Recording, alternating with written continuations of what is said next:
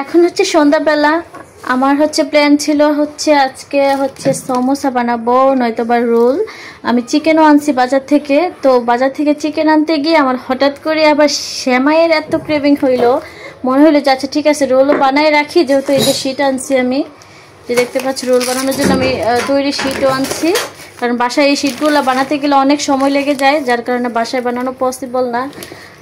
দেখা যায় যে শিট বানাতে বানাতে আমার খাওয়ার ক্রেভিং চলে যাবে, এই জন্য রেডি শিট নিয়ে আসছি। এখন শিট আনতে গিয়ে এই যে চিকেন আনতে গিয়ে আমার হচ্ছে সেমাইয়ের ক্রেভিং হয়েছে, তো সেমাইও নিয়ে আসলাম। এখন হচ্ছে সেমাই রান্না করে রাখবো, সকালে রুটি দিয়ে খাবো। আর হচ্ছে চিকেন রোল বানাবো। তো দুধ নিয়ে আসছি, বাজারে লিকুইড দুধও ছিল, তারপর আমি যে এটা ফুল ক্রিম দুধটা নিয়ে আসছি।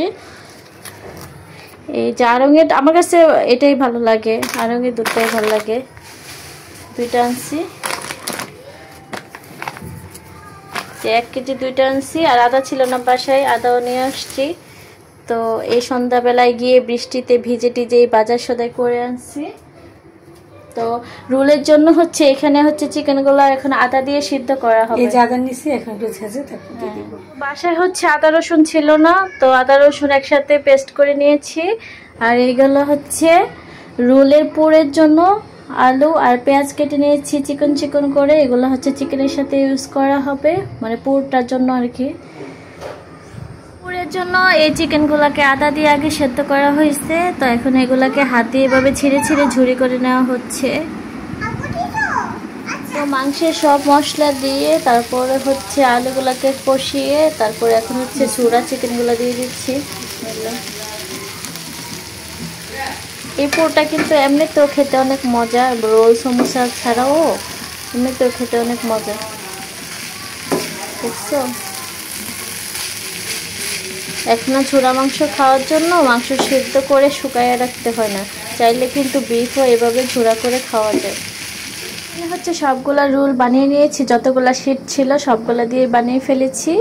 তো এখানে কিছু ভাজা হচ্ছে দেখতে পাচ্ছ, আর এখানে অনেকগুলা পুর রয়ে গিয়েছে। তো আবার আরেকদিন শিট এনে তারপরে এগুলা দিয়ে আবার বানাবো, এগুলা ফ্রিজে রেখে দিব।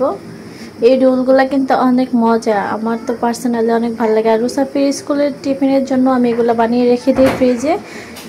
দেখতে পাচ্ছ বানানো কিন্তু একদমই ইজি, আর খেতেও অনেক বেশি মজাদার। এগুলা না একদম অল্প আঁচে ভাজতে হয়, কেননা নয়তো নিচে দিয়ে একদম দাগ লেগে যায়। মানে একদম শিটগুলা যে একদম পাতলা না, তো সহজে এগুলো হচ্ছে দাগ লেগে যায়। তো একদম লো আছে এগুলাকে তেল গরম করে তারপরে ভাজতে হয়।